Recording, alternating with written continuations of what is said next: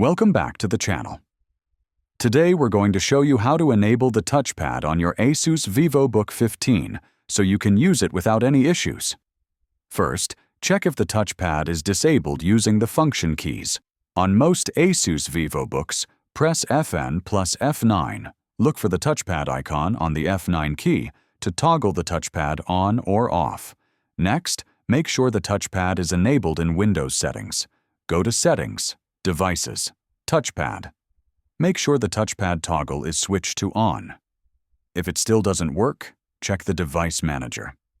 Press Windows plus X and select Device Manager, then expand Mice and other pointing devices. Look for your touchpad driver, right-click it, and select Enable Device if it's disabled. You can also update or reinstall the touchpad driver. Right-click the touchpad in Device Manager, choose Update Driver, and follow the on-screen instructions.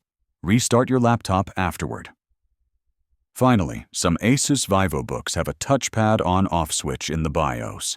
Restart your laptop, press F2 during boot to enter BIOS, navigate to Advanced, Internal Pointing Device, and make sure it's enabled.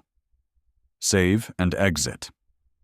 By following these steps, you can enable the touchpad on your ASUS Vivobook 15 and get back to smooth navigation.